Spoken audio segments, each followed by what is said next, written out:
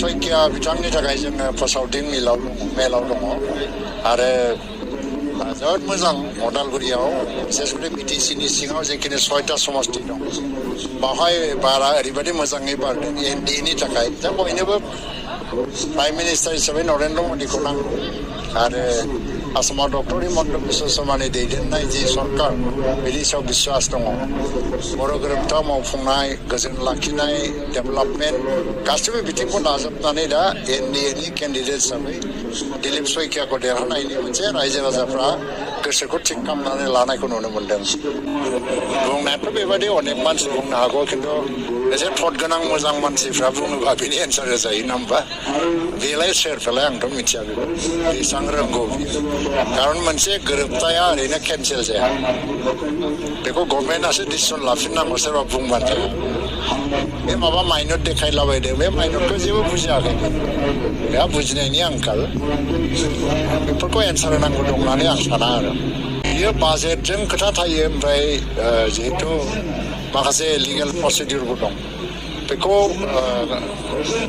बे दैदेनगिरिफ्रानो लिस्टफोरखौ प्रिपेयार खालामबाय थादों फाइनालाइज खालामबाय थादों बे मथे आसाम गभर्नमेन्टआ बाजेट हरबाय थादों खिन्थु अधैर्य जानो नाङा खारन मोनसे एकर्ड जाबाय 20-25 बोसोरसिम बहुद एकर्डआ इमप्लिमेन्ट जानो बाखि थायो आसाम एकर्ड मिजो एकर्ड दिनैसिमबो बहुद दफा दङ थ' बेफोरखौ नायनानै जोंबो 2-3 बोसोरावनो एसेबां अधैर्य जानो नाङा गासिबो मोनजोबगोन आरो हाया सोरबा बिनि गेजेरावबो सोरबाया बिपिएफजों थानो थांखाबायानो बिसोरथ' थांखागोनानो खिन्थु बेवहाय जानाय नङा अदालगुरि दरं अदालगुरियाव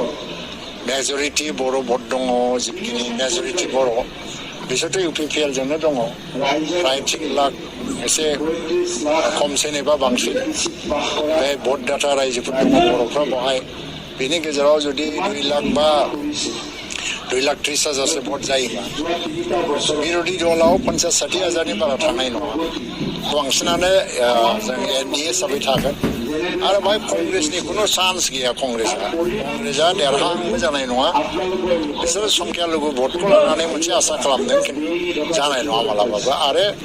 बिपिएफआ जाहैबाय सबसे गाहायसिनाव थागोन 1.5 लाखसोनि बारा भट मोननाय नङा देरहाया बिसोरो गावसोरनि भटार रायजो राजाफोरखौ हमथानानै दोननो 2025आव जेला काउन्सिल इलेक्सन जायो आरो गेलेहैबावनो हायैलाय खोमा बे आसाजों बिसोर केन्डिडेट होदों आरो देरहानो थाखाय हाबनाया जोङो स्टेज बाय स्टेज लांबाय थादों बे एमपि इलेक्सननि उनावहाय माखासे गामिफ्रा फैगोन आरो एसे सम लाबावनो हागौ बियो खारन बाउन्डारि कमिसनखौबो जोङो एक्सटेनसन खालामगासिनो दं खिन्थु आं दहाय बुंबाय जे मोनसे एकर्डखौ इमप्लिमेन्ट खालामनांगौआ एसेबां गोरलै बाथ्रा नङा दिनै बिएलटि एबा बिपिएफआ दिनै एकर्डनि बाथ्रा बुंबाय थादों बिसोर लाजिनांगौ बिसिनि एकर्डआवनो कार्बि आंलंनि बर'फोरखौ एसटि सोनांगौ होननानै एकर्डनि दफाव दंमोन 17 बोसोरनि उनावहाय बिसोरो बेखौ मावफुंनो हायाखै दा एगेन 2020नि एकर्डआव बे क्लजखौ सोफानानै दा बियो मोनसे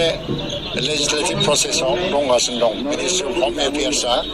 बेखौ लेजिस्लेटिभ प्रसेस सोबाय बियो थारमाने बिल लाबोनो थाखाय मोनसे प्रसिडिउर दं बेनि गेजेराव अलरेडि बियो हाबबाय आरो खिन्थु बेहायबो बहुत कनसेन्सास जानांगौ दं कार्बिफोरजों नन कार्बिफोरनि गेजेराव जाहाथे दाङा हांगामा जाया बिनि थाखाय एसे सम लादों दा बिपिएफआ दिनै बिएलटिनि केडार्सफोरखौबो रिहेबिलिट खालामनो हायाखै एनडिपिआथ' बहुत गुसुं समनि गेजेरावनो एक्सग्रेसियाबो होबाय आरो रिहेबिलिटेसन ग्रेन्टखौबो होनो आरम्भ खालामबाय बिएलटिनि सासेबो बिएलटि केडार्सआ रिहेबिलिटेसन ग्रेन्टबो मोनाखै बेनि उनावहायबो दिनै एकर्डखौ 3 बोसोर समखौनो नेनो हायैनि